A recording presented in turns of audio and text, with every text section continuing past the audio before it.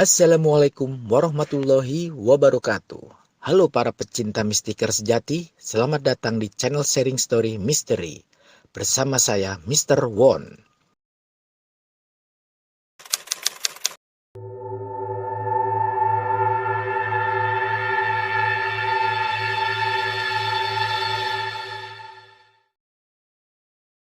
Gimana Gansis kabarnya hari ini? Semoga sehat selalu ya. Amin. Oke, kali ini gue mau bawain cerita mistis lagi nih. Cerita ini gue dapet dari @indrak057 dengan judul Alam Lelembut Belik Ringin. Oh ya Gansis, jangan lupa komen, like, and subscribe ya. Oke, langsung saja kita mulai ceritanya. Sore yang cerah di hari Minggu, seperti biasa aku mengisi waktu luangku di saat libur kerja dengan memancing di kali Salahan bersama Slamet Penceng sahabatku. Tengah asyik memancing, segerombolan anak-anak desa Kedung Jati datang dan langsung berlarian menyeburkan tubuh mereka di kedung. Bagian sungai yang agak dalam sambil bersorak-sorak kegirangan. Sebuah pemandangan yang mengingatkanku pada masa kecilku. Mandi di sungai beramai-ramai bersama teman-teman seperti itu merupakan hiburan yang paling menyenangkan bagi anak-anak desa seperti kami. Mas, itu anaknya Kang Sastro, kenapa kulitnya seperti itu mas?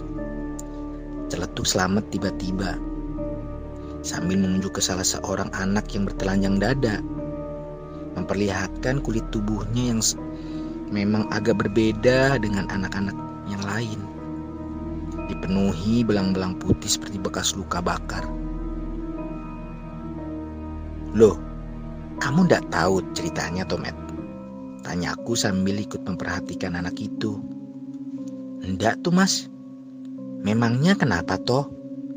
Tanya Slamet lagi. Itu akibat dari bapaknya yang dulu melanggar pantangan di Belik Ringin, Met. Belik Ringin? Yang di sebelah tenggara desa itu, Mas. Iya. Gimana ceritanya, Mas? Sampai bisa kena tulah gitu. Jadi begini ceritanya, Met. Belik atau sendang ini terletak di sebelah tenggara desa Kedung Jati, dinamakan Belik Ringin karena belik ini berada tepat di bawah sebuah pohon beringin besar yang katanya usianya sudah ratusan tahun. Dahulu sebelum banyak warga yang memiliki sumur, belik ini merupakan sumber air bersih utama bagi warga desa Kedung Jati. Hampir semua warga desa Kedung Jati bergantung pada belik ini untuk melakukan aktivitas mandi dan mencuci. Bahkan untuk keperluan memasak di dapur pun mereka mengambil air dari belik ini. Bukan tanpa alasan kalau warga mengandalkan belik ini untuk mendapatkan air bersih. Selain karena belik ini merupakan sumber air satu-satunya di desa Kedung Jati, Belik Ringin juga dikenal memiliki sumber air yang sangat melimpah saat musim kemarau panjang pun. Belik ini tak pernah sekalipun kehabisan sumber mata airnya. Dan yang paling utama adalah air yang keluar dari sumber di belik ini terkenal sangat jernih dan bersih. Saking jernihnya, ada sebagian warga yang tak segan-segan minum langsung dari air belik ini.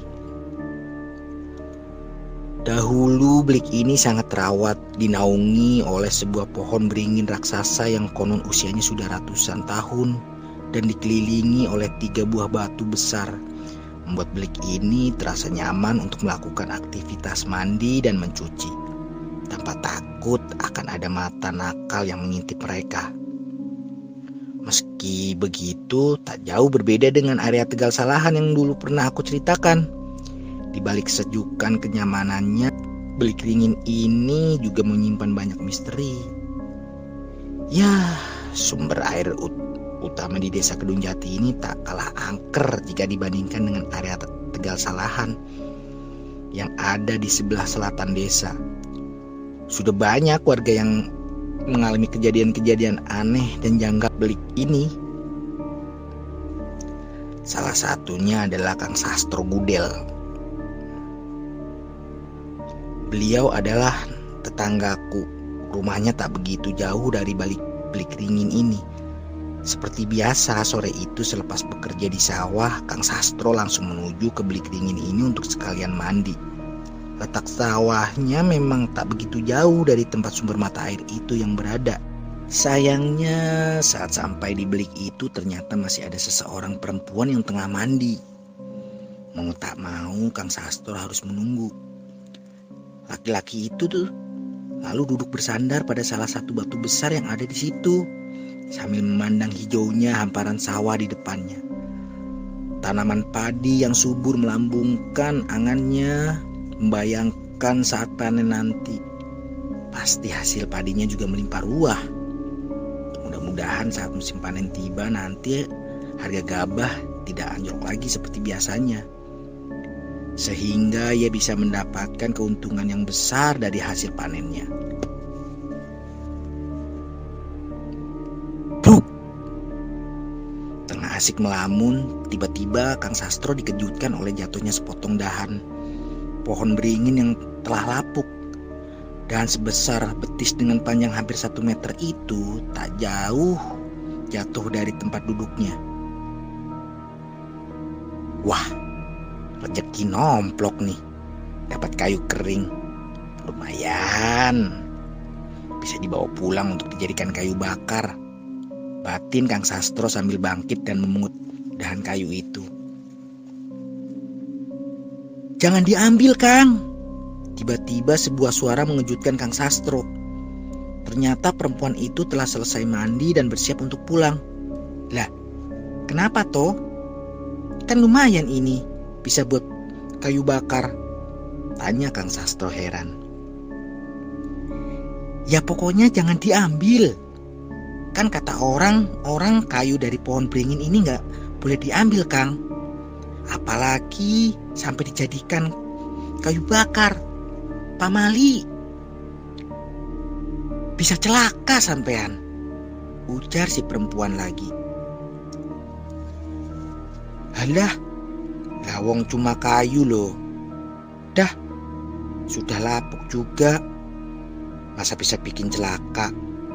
Sanggah Kang Sastro sambil tetap memungut kayu itu. Yo wis, sak karepmu, Kang. Dikandani kok ngeyel. Nek enek apa-apane yo sanggenen dewe. Ya sudah, terserah kamu, Kang. Dibilangin kok ngeyel. Kalau ada apa-apa ya tanggung saja sendiri. Sungut si perempuan sambil berlalu meninggalkan Kang Sastro. Ada-ada saja. Mana ada kayu lapuk sampai bisa bikin orang celaka. Gerutu Kang Sastro sambil bersiap-siap untuk mandi. Lagi pula memang kamu siapa? Anak kemarin sore saja kok berani-beraninya. Kang Sastro tertegun sejenak. Perempuan itu tadi siapa ya? Sepertinya ia belum pernah melihatnya. Apakah bukan warga sini? Tapi setahunya hanya warga desa sini yang memanfaatkan bilik ini untuk mandi dan mencuci. Mungkin salah satu kerabat dari warga yang datang berkunjung ke desa ini, pikir Kang Sastro sambil melanjutkan mandinya. Kalau dilihat dari penampilannya sih sepertinya orang dari kota. Wajahnya cantik, kulitnya juga putih bersih.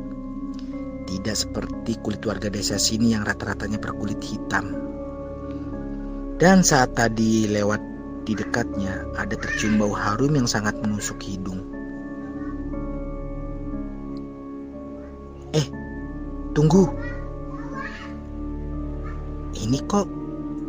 Kembali Kang Sastro tertegun. Hidungnya mengendus-endus. Bawangnya itu masih tercium, bahkan kini terasa semakin tajam. Padahal perempuan itu sudah pergi dari tadi. Kang Sastro bergidik saat merasakan bulu kuduknya tiba-tiba merinding. Laki-laki itu buru-buru menyelesaikan mandinya. lalu bergegas pulang dengan membawa cangkul dan dahan beringin lapuk yang tadi ia temukan. "Nih, tak bawain kayu bakar," seru Kang Sastro sambil melempar kayu yang tadinya didapat ke samping sang istri yang sedang berjongkok di depan tungku dapur. "Wah, kebetulan Kang, sampean dapat kayu kering," sahut Yudarmi sambil meraih kayu itu dan memasukkannya ke dalam mulut tungku. Perempuan itu lalu bangkit dan menyeduh kopi untuk sang suami yang baru pulang itu. Baunya enak banget, Mak. Kamu lagi mangang ayam toh?" Hidung Kang Sastro mengendus-endus saat mencium bau sengit seperti ayam yang sedang dipanggang. "Ayam dari mana toh, Pak? Lawang punya ayam saja enggak, kok manggang ayam?" sahut Yudarmi sambil kembali ke depan tungku. "Lah, ini baunya?" "Loh Pak, ini kayu apa toh? Kok dibakar jadi seperti ini?" seru Yudarmi memotong ucapan Kang Sastro. "Jadi seperti apa toh?" tanya Kang Sastro yang masih asik duduk sambil menikmati kopinya. "Ini loh Pak, coba sampean lihat. Kayu sudah lapuk begini dibakar kok masih keluar getahnya. Warna getahnya merah seperti darah dan baunya ini kok seperti..." "Bapak! Simbo! Tolong! Panas! Panas!" Belum selesai, istri Yudarmi berkata. Mendadak mereka dikejutkan oleh teriakan sang anak yang sejak tadi asik menonton TV di ruang depan. Sontak keduanya pun menghampiri sang anak. "Kamu kenapa toh?"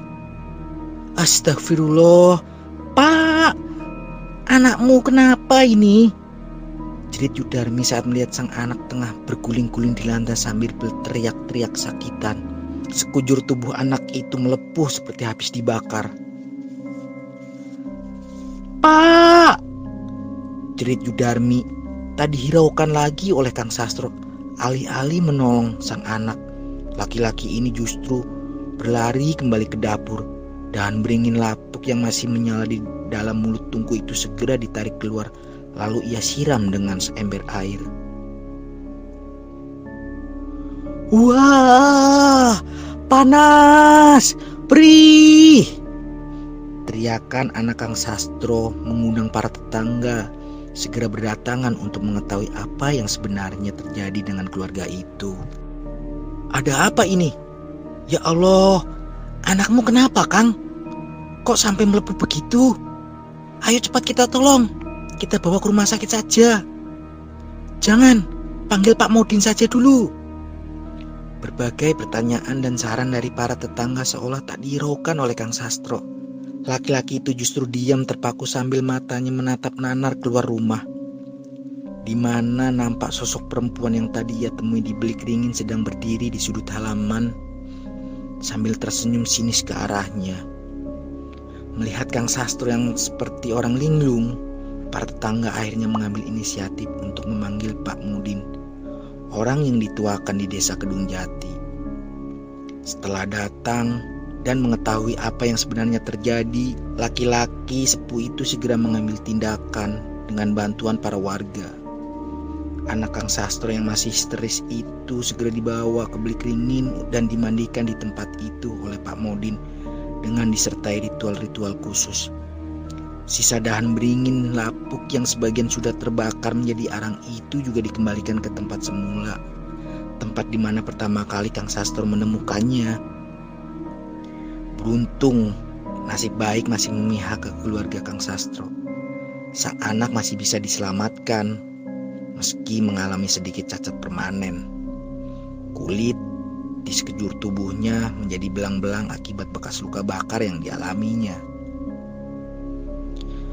Saat ini kondisi bilik ringin sudah sangat memprihatinkan kan sis. Tak terawat dan sudah tak pernah digunakan lagi, menambah aura mistisnya semakin terasa kental. Oke Gansis, demikian kisah ini. Nantikan kisah mistis selanjutnya.